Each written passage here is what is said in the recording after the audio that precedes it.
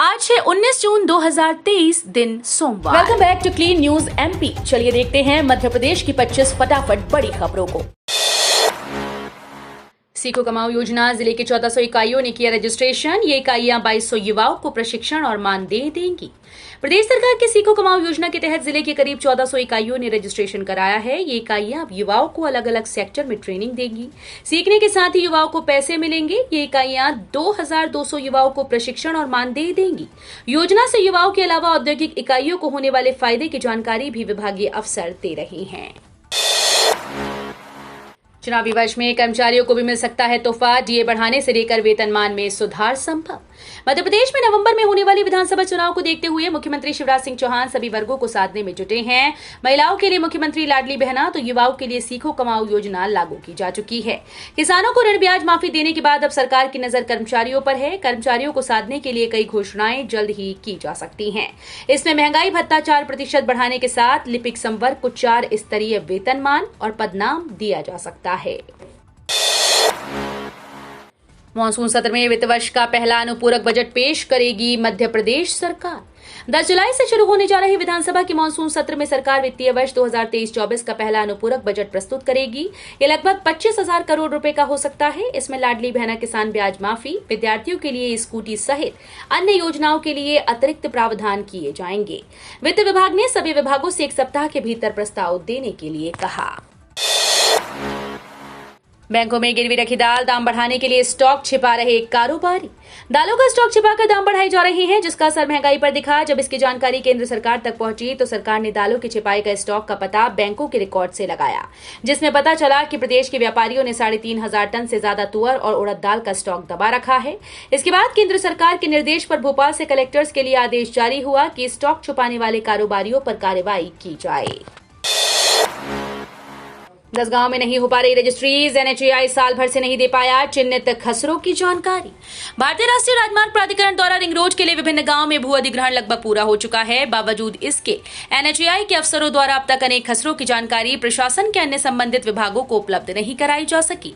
इस वजह से शहर की सीमा से लगे 10 गाँव में जमीनों के क्रय विक्रय का काम अटका हुआ है। करीब साल भर से एनएचएआई और पंजीयन विभाग के बीच खसरों की जानकारी को लेकर बातचीत चल रही है, लेकिन अब तक समाधान नहीं निकल पाया। 100 करोड़ से बदल रही जबलपुर में सड़कों की सूरत, गुणवत्ता से समझौता नहीं। शहर की बता सड़कों की सूरत बदल रही है। शहर के सभी विधानसभा क्षेत्रों में 100 करोड़ से अधिक की लागत से सुव्यवस्थित सड़कें बनाई जा रही हैं।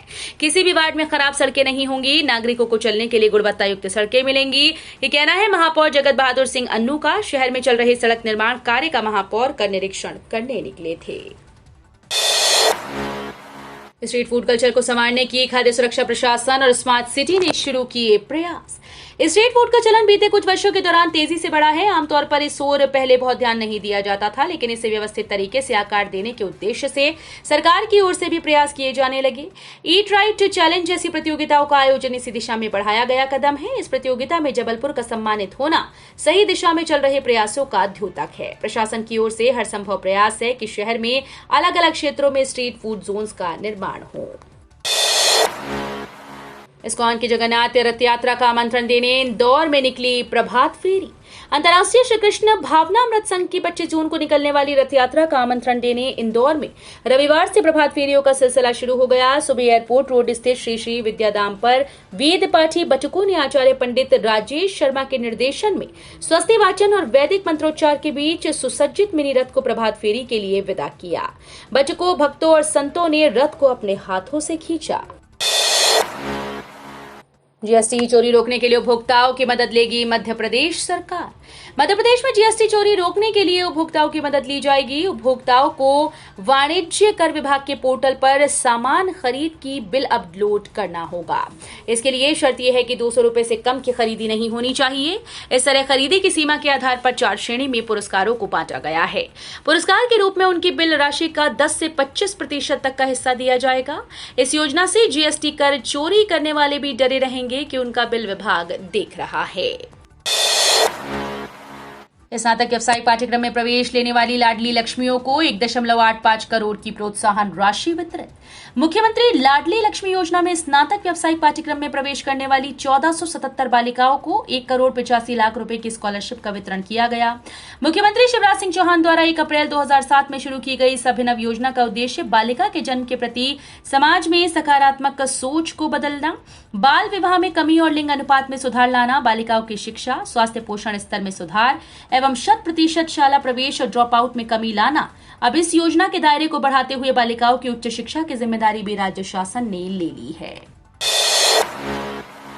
शिवराज सिंह के बेटों के नाम पर रखा गया पार्क का नाम, कांग्रेस के आरोपों पर बीजेपी बोली आपत्ति क्या है। मध्य प्रदेश में कांग्रेस पार्टी ने आरोप लगाया कि मुख्यमंत्री शिवराज सिंह चौहान के विधानसभा क्षेत्र बुधनी में नेहरू पार्क का नाम बदलकर सीएम शिवराज के बड़े बेटे के नाम पर रख दिया गया। इतना ही नहीं, एक अन्य पार्क का नाम बदलकर छोटे बेटे के नाम पर रखा गया। रिपोर्ट के मुताबिक कांग्रेस नेता अजय सिंह ने आरोप लगाते हुए कहा कि नेहरू पार्क का नाम बदलकर शिवराज सिंह चौहान के बड़े बेटे कार्तिकेय सिंह चौहान के नाम पर रख दिया, जबकि एक और पार्क का नाम बदलकर छोटे बेटे कुणाल के नाम पर रखा गया। वहीं इस मामले पर बीजेपी ने प्रतिक्रिया देते हुए कहा कि उन्हें इससे कोई दिक्कत नहीं होनी चाहिए और अगर स्थानीय लोग अपना प्यार दिखाने के लिए ऐसा करते हैं। कांग्रेस से सौदा हुआ तब भी राजस्थान मध्य प्रदेश में चुनाव लड़ने से पीछे नहीं हटेगी। तीसरे दिन पहले 15 जून को आम आदमी पार्टी के राष्ट्रीय प्रवक्ता और दिल्ली सरकार के मंत्री सौरभ भारद्वाज ने प्रेस कॉन्फ्रेंस कर कहा कि विपक्षी दल एकजुट नहीं हुए तो 2024 के बाद देश में चुनाव नहीं होंगे। इस दौरान उन्होंने एक शर्त रख दी कि यदि कांग्रेस दिल्ली और पंजाब में चुनाव नहीं लड़ेगी तब आम आदमी पार्टी राजस्थान और मध्य प्रदेश को छोड़ने के लिए तैयार है। सर्वे रिपोर्ट के बाद बीजेपी की रणनीति बदली, अब इस चेहरे पर हो सकते हैं एमपी विधानसभा चुनाव। मध्य प्रदेश में इसी साल होने वाले विधानसभा के चुनाव कश्मकश भरे होंगे। बाजी किसके हाथ लगेगी इसका पूर्वानुमान किसी को नहीं, लिहाजा सत्ताधारी दल बीजेपी किसी तरह की चूक करने को तैयार नहीं। यही कारण है कि उसने प्रधानमंत्री नरेंद्र मोदी के चेहरे को सामने रखकर चुनाव लड़ने का लगभग मन बना लिया। राज्य में बीजेपी के लगभग 2 दशक से सरकार है। बीच में लगभग 1.25 साल ऐसा आया था जब कांग्रेस के हाथ में सत्ता थी। लंबे अरसे से सत्ता की बागडोर बीजेपी के हाथ में होने के कारण पार्टी को एंटी इनकम्बेंसी की चिंता सता रही है। पंडित धीरेन्द्र कृष्ण शास्त्री की कथा कैंसिल, बागेश्वर धाम सरकार ने ट्वीट कर बताई वजह। मध्य प्रदेश की राजधानी भोपाल में होने वाली पंडित धीरेन्द्र कृष्ण शास्त्री की कथा को कैंसिल कर दिया गया। इस खबर के सामने आते ही कथा की तैयारियां कर रहे भक्तों को झटका लगा। वहीं अचानक से कथा को रद्द क्यों किया गया, इसका कारण अभी तक सामने नहीं आया। दरअसल 20 जून से भोपाल के जम्बूरी मैदान में बागेश्वर धाम सरकार के नाम से प्रसिद्ध पंडित धीरेन्द्र कृष्ण शास्त्री की कथा होने वाली थी, लेकिन अचानक से ये कथा कैंसिल कर दी गई। बागेश्वर सरकार के ऑफिशियल ट्विटर से इसकी जानकारी दी गई। एमपी के बड़वानी में 23 जून को धीरेन्द्र कृष्ण शास्त्री का दरबार लगेगा। बागेश्वर धाम वाले बाबा के नाम से देश भर में प्रसिद्ध पंडित धीरेन्द्र कृष्ण शास्त्री निमाड़ अंचल के बड़वानी शहर में पधारेंगे। कैबिनेट मंत्री प्रेम सिंह पटेल ने गत माहों में उनके दरबार में सपरिवार पहुंचकर बड़वानी आने के लिए निवेदन किया था, जिसे शास्त्री महाराज ने स्वीकार किया। पंडित शास्त्री 23 जून की दोपहर से 24 जून की सुबह तक रुकेंगे। योग दिवस पर खेल प्रशाल में होगा महोत्सव 21 जून को। अंतर्राष्ट्रीय योग दिवस 21 जून को रेसकोर्स रोड स्थित खेल प्रशाल में निःशुल्क योग महोत्सव होगा। इसमें बड़ी संख्या में योग साधक हिस्सा लेंगे। देश के विभिन्न शहरों से आए योगाचार्य और शहर के जनप्रतिनिधि, राजनेता भी शामिल होंगे। सुबह 6:30 बजे होने वाले इस महोत्सव में शहर के सभी वर्गों के प्रतिनिधि भी आमंत्रित किए गए हैं।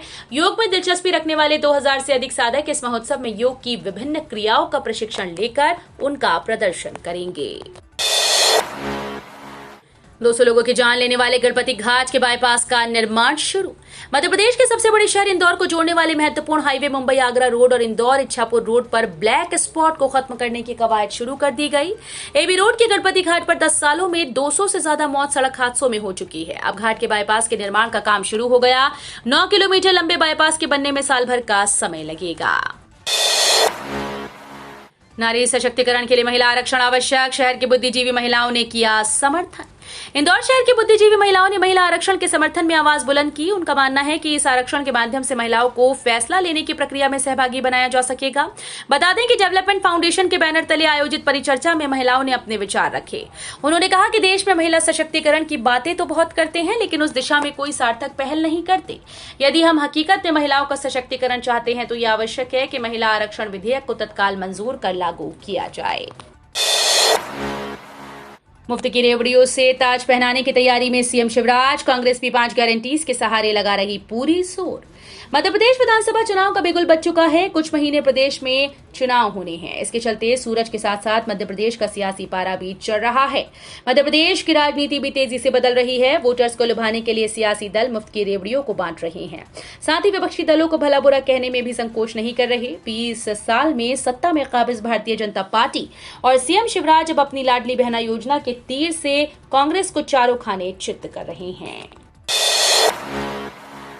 अगले सप्ताह खुलेगा इन 4 कंपनीज का आईपीओ। निवेशकों के लिए दांव खेलने का सुनहरा मौका। अगले सप्ताह कई कंपनीज अपना इनिशियल पब्लिक ऑफरिंग लाने जा रही हैं। इस लिस्ट में Atmaj health care limited, HMA agro industries limited, Vifin solutions limited और एसएन स्पेशलिटी फिल्म्स लिमिटेड शामिल हैं। सभी की ओपनिंग और क्लोजिंग डेट्स भी अलग अलग हैं। विफिन सॉल्यूशंस लिमिटेड एक डिजिटल लैंडिंग और supply chain finance technology product solution company है जो 22 जून को अपना आईपीओ ला रही है। 26 जून तक निवेशक दांव लगा पाएंगे। पीएम मोदी 20 जून को राजकीय यात्रा पर अमेरिका रवाना होंगे। पीएम मोदी 20 जून को अमेरिका की अपनी पहली राजकीय यात्रा पर जाएंगे। पहले दिन वो न्यूयॉर्क में होंगे। वहां 21 जून को संयुक्त राष्ट्र मुख्यालय में अंतर्राष्ट्रीय योग दिवस मनाएंगे। न्यूयॉर्क में योग दिवस मनाने के बाद पीएम मोदी फिर वॉशिंगटन डीसी जाएंगे, जहां 22 जून को व्हाइट हाउस में उनका औपचारिक स्वागत किया जाएगा। इसके साथ ही उच्च स्तरीय संवाद जारी रखने के लिए राष्ट्रपति बाइडेन से मुलाकात करेंगे। नकली बिल जारी करने वालों पर लगेगी लगाम। रिटर्न में एक्स्ट्रा वेरिफिकेशन पर हो सकता है विचार। जीएसटी परिषद अगले महीने होने वाली अपनी बैठक में जीएसटी रिटर्न दाखिल करने वाली प्रणाली में अतिरिक्त सत्यापन के लिए सीबीआईसी के प्रस्ताव पर विचार कर सकती है। एक वरिष्ठ अधिकारी ने कहा कि टैक्स चोरी और फर्जी इनपुट कर क्रेडिट दावे को रोकने के लिए इस योजना का टेस्ट किया जाएगा। केंद्रीय एजेंसीज ने नवंबर 2020 से एक विशेष अभियान में 62,000 करोड़ रुपए के फर्जी आईटीसी दावों का पता लगाया और कुछ पेशेवर सहित 776 लोगों को गिरफ्तार किया। एमपी का पहला pump storage plant Indira Sagar dam पर लगेगा 525 मेगावाट का प्रोजेक्ट। बिजली संकट से निपटने के लिए मध्य प्रदेश में पहली बार पंप स्टोरेज प्लांट स्थापित किया जा रहा है। 525 मेगावाट का ये प्लांट इंदिरा सागर डैम के पास बनेगा। इसकी लागत करीब 4200 करोड़ रुपए अनुमानित है और ये 2030 तक तैयार हो जाएगा। इस परियोजना से पीक आवर्स के दौरान 1226.93 मिलियन यूनिट बिजली का उत्पादन किया जाएगा। खास बात यह है कि इस प्लांट के लिए ओमकारेश्वर और इंदिरा सागर दोनों जलाशयों का पानी लिया जाएगा। उज्जैन में भी फर्जी दिव्यांग शिक्षक की नियुक्ति। जांच के बाद सेवा समाप्त कर एफआईआर। उज्जैन में मुरैना के एक शख्स द्वारा फर्जी दिव्यांग प्रमाण पत्र लगाकर शासकीय स्कूल में प्राथमिक शिक्षक नियुक्त होने का मामला सामने आया। जांच के बाद जिला शिक्षा अधिकारी आनंद शर्मा ने फर्जी दिव्यांग शिक्षक की सेवा समाप्त कर उसके खिलाफ महाकाल थाने में एफआईआर दर्ज कराई। उक्त शिक्षक का नाम आशीष त्यागी बताया। इस प्रकरण के संज्ञान में आने के बाद प्राचार्यों ने अन्य स्कूल में भी फर्जी शिक्षकों की नियुक्ति का अंदेशा जताया। डीआरडीओ को जीई डील से उन्नत तकनीक मिलने की उम्मीद। स्वदेशी इंजन कार्यक्रम को मिलेगी मदद।